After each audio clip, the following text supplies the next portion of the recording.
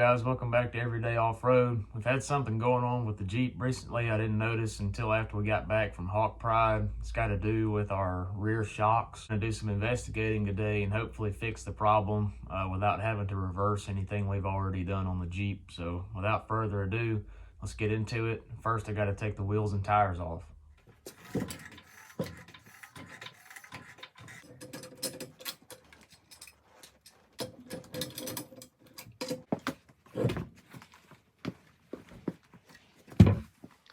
Also ripped this center cap.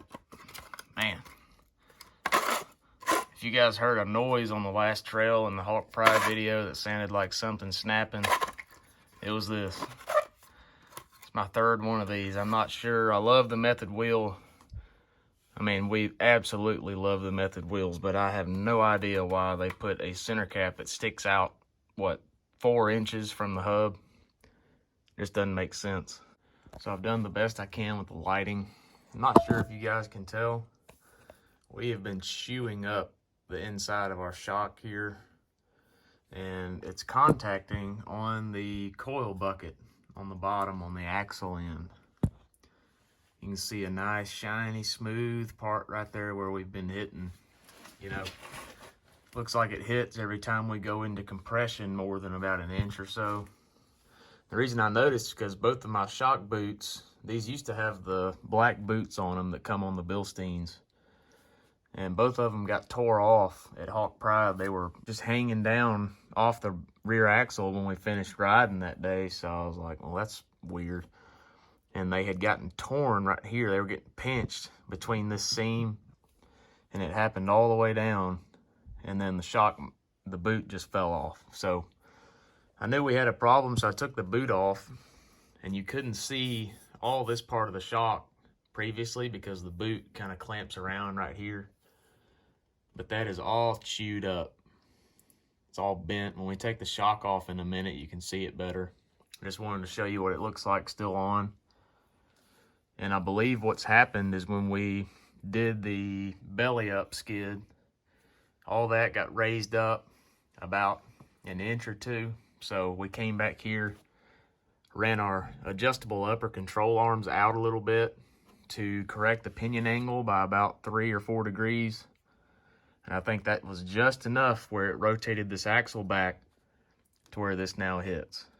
So thankfully, I think it's only been doing it for a few rides, but it's something we want to address even though we're about to swap this axle out because we at least have one more ride on the Dana 35, and I really don't want to have to buy shocks too. So we could either try to lower our pinion angle back down, which I really don't want to do because we've got everything set up just right. We've got about 1 degree of angle right there at the pinion, which is close to 0, which is what the double carbon drive shafts require. So we could take that back down and try to roll this front axle back forward a little bit, or we could just cut a notch right here in the coil bucket to where this doesn't hit. And I think that's the route we're going to go because I really don't want to mess with the drivetrain again. Looks like if we just take about a 1/4 inch, just clip this bucket right here, clip this edge off with the angle grinder, we'll be good to go. So I'm going to get the shock off and then we can get a better look at it and make sure that'll actually work. To get the shock off, I'm using a 15 millimeter on the 1/2 inch ratchet and then an 18 mil to hold the nut on the other side. I just had this off to take the boot off, so it should come out fairly easy.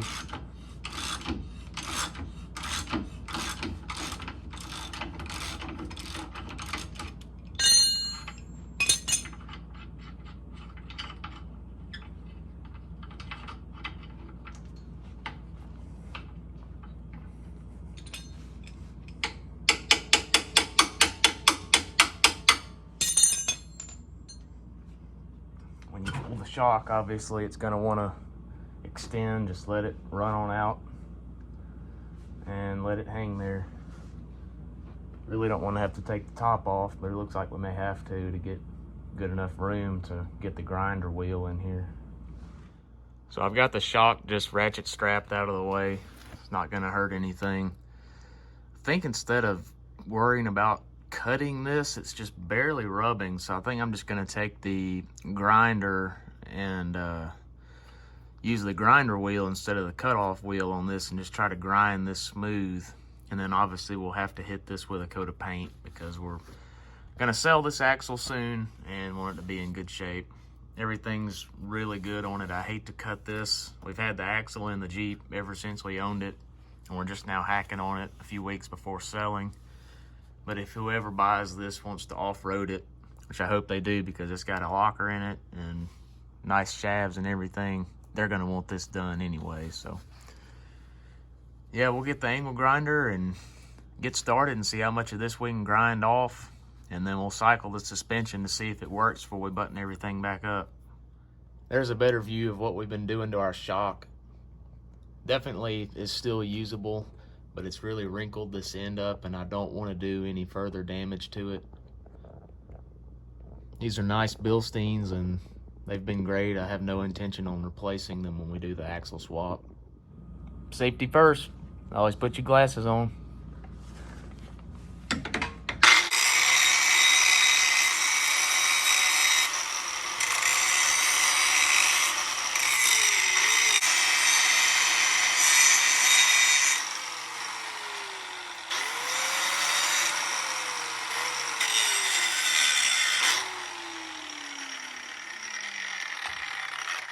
Alright, we ended up having to cut a groove out like I thought.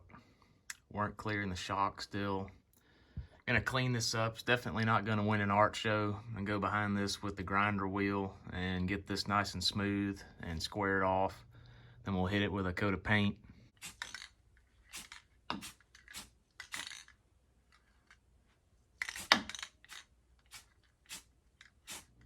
Turns out I should have videoed this side. Other than having this brake line right here, this side has been a lot better. I just made 2 slices here, knocked this piece down, made one more cut right there at the bottom of the coil bucket, and out came our little piece of coil bucket we were rubbing on. You can see the marks exactly where we were rubbing, so I just sliced this whole piece off. It's still hot. About to hit this with the grinder wheel, smooth it up, get it painted like the other side, and then we'll be good to go.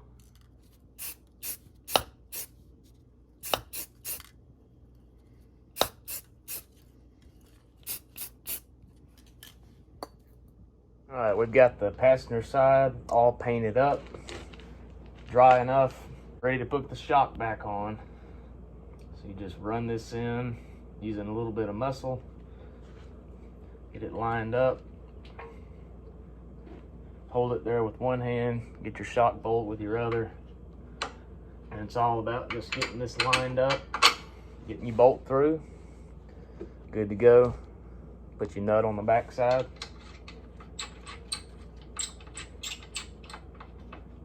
We'll get her torqued down.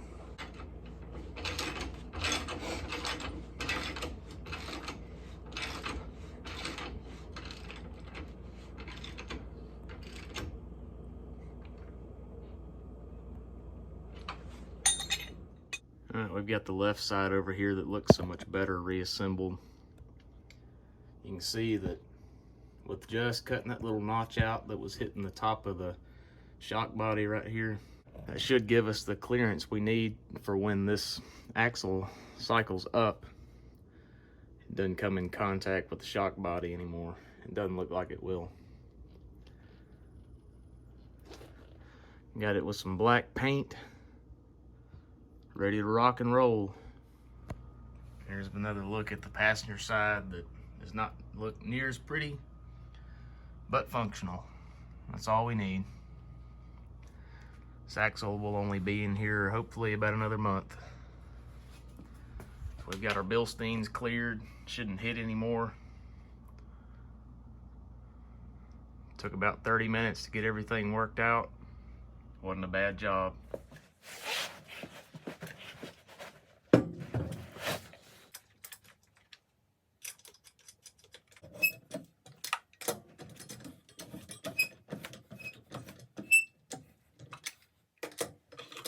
Alright guys, hope you enjoyed this short video. Should be all ready to go.